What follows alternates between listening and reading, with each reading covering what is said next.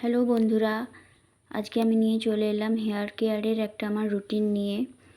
প্রথমে দেখো, আমি এখানে বাটিতে পেঁয়াজের রস নিয়ে নিয়েছি আর নিয়ে নিয়েছি শালিমার নারকেল তেল। তোমরা যে নারকেল তেল ইউজ করো সেটা ব্যবহার করতে পারো।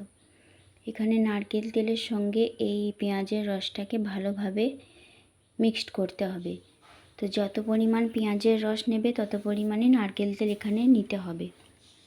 তো আমার একটা নিয়ে অভ্যাস হয়ে গেছে বলে আমি এখানে মাপলাম না। এরপর পেঁয়াজের রসের সঙ্গে নারকেল তেলটাকে ভালোভাবে মিক্সড করে নিতে হবে। মিক্সড করার পরেতে চুলেতে বিলি কেটে কেটে প্রথমে চুলের গোড়ায় লাগাতে হবে। তারপর পুরো চুলে তোমরা লাগাতে পারো। এরপর লাগানোর পর হালকা হাতে 5 মিনিট একটু ম্যাসাজ করে নিতে হবে। তারপরেতে তোমরা আধ ঘন্টার মতো রেখে চুলটাকে প্রথমে প্লেন জলে ধুয়ে নিতে হবে।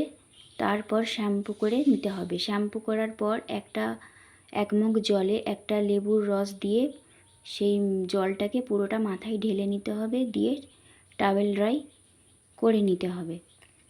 টাওয়েল ড্রাই করার পর আমি এখানে যেহেতু সিল্ক অ্যান্ড শাইন সিরামটা ইউজ করি, আমি সেই সিরামটাই ইউজ করলাম। দেখো, এখানে সিল্ক অ্যান্ড শাইন সিরামটা আমি ইউজ করলাম। তারপরেতে চুলটা দেখো সিল্কি এবং সফট হয়ে গেছে।